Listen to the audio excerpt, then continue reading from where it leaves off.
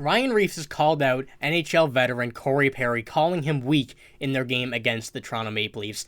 As well, Arvid Soderblom has been playing incredibly well, and he may make the move to become the Chicago Blackhawks' permanent starter. Now, I'll be discussing all the Chicago Blackhawks news in this video, but before we get into it, we noticed a lot of you guys are not subscribed to the channel, so if you're looking for a spot to get all your news from around the Blackhawks and around the league, you're in the right spot. Make sure to stay a while, subscribe to the channel so you don't miss out on any of the major news from this upcoming season.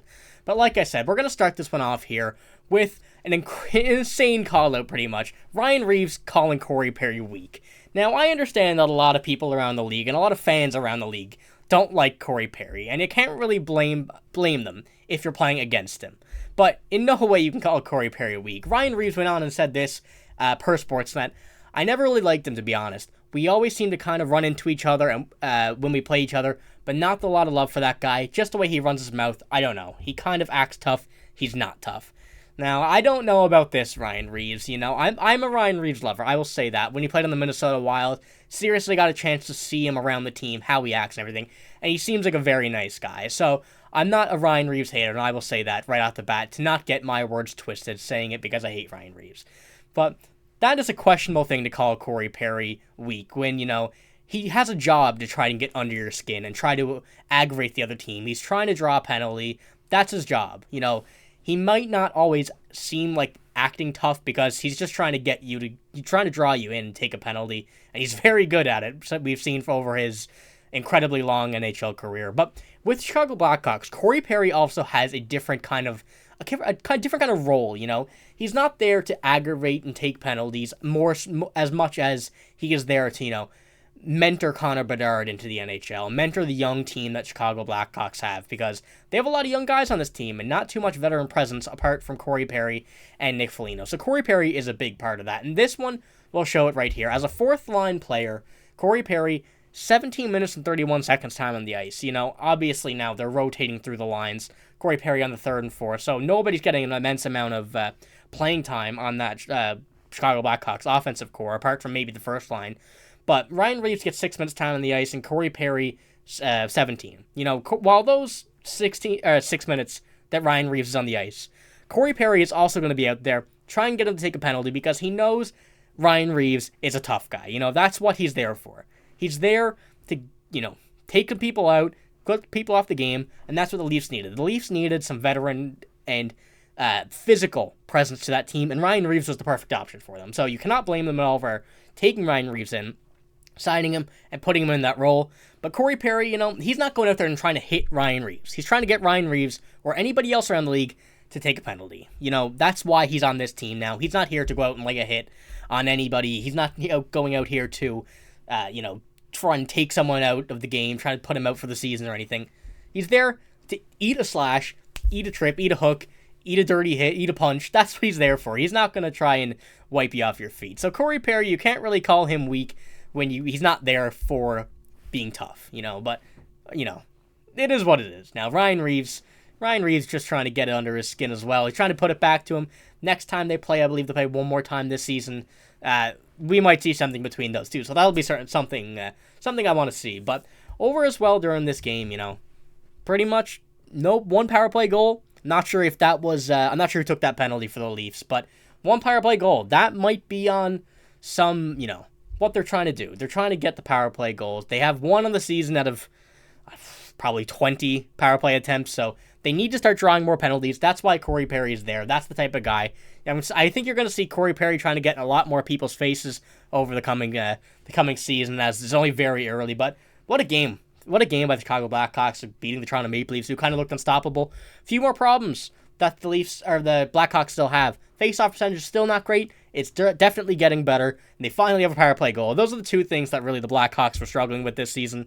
Starting to get better. You can see it by this game against Toronto.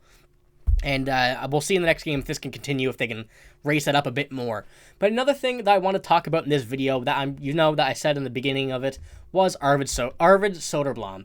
What a game that he had against the Leafs there as well. Second game of the season, playing against the Boston Bruins and then playing against the Toronto Maple Leafs. Two very, very strong teams. Now, the Boston Bruins aren't as strong as they were last year, but it's definitely one that I think you need to take into consideration as being an incredible game.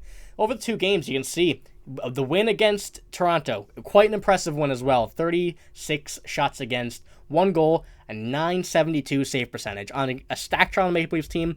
And a Bruins team, not as good as they were last year. Still a very good team, though. 32 shots against, 2 goals, and a 938 save percentage, sorry. But Arvid Soderblom is playing like he's never lost a game in his career. He's playing fantastic this year, and I really do think that the Blackhawks should, put him as their number one. I don't really think they'll have a number one goalie this season in games played, but, in a must-win game, which I don't think the Blackhawks will have very many of those either this year, I think that Arvid Soderblom should be that guy, by the way he's playing, I think they want to put him in 60% of the games is what I would say, because, it's probably going to be 50-50 between him and Peter Mrazek. Maybe some other goalies in the system may make an appearance here or there, but Arvid Soderblom, I think, is your guy. You got to run with him, and you want to run with him. You got to give him that experience. Undrafted free agent, I would assume he was. I know he was undrafted, but you can see this year, stats this year, 151 goals against. Absolutely fantastic. Like I said, 956 save percentage. Don't mind the career. That's not going to be what we're going to be looking at here, because that was a lot of last year as well. I think he played 18 games last year or something around that. So, we know how bad the Blackhawks were last year to be able to get that number 1 overall pick. So the stats last year, inflation because of that. So we're not going to look at that. But I think Arvid Soderblom is going to be your guy. Like I said, he's the guy that you're going to want to trust if you have a must-win game, which, Blackhawks certainly need to win a game. I think they want to win as little games as possible with getting the experience to, Connor Bedard, Lucas Reichel, maybe a few guys they bring up again, like Ethan Del Mastro, those kind of guys. I think there will be some players that we'll see get some development over this to make their appearances in the next few seasons, maybe this season. But, Arvid Soderblom, I'm a big fan of him, and I think that the number 1 decision is going to have to go to him just for now, Don't want to pressure him. I'll say it. Every video, if you go back and look at every video we've said and talked about a goalie, you can't rush him. So don't rush him. Don't put too much pressure on the kid. I think that he's your number 1 guy, though, and I think you want to run with that. But we'll see what happens, what the Blackhawks are going to do in the next coming games and over the course of the season, because, there's still lots of the season left. Maybe someone gets hurt. They don't want to pressure them into a heavy scenario, just like a goalie or something. So we'll see what happens. Next game, I believe, is not tomorrow, the day after the time I'm recording. This is the 18th of October, the time I'm recording this. So we'll be going over some things that happen in that game as well. So if you want to see it, make sure to subscribe so you don't miss out on any of the Blackhawks news.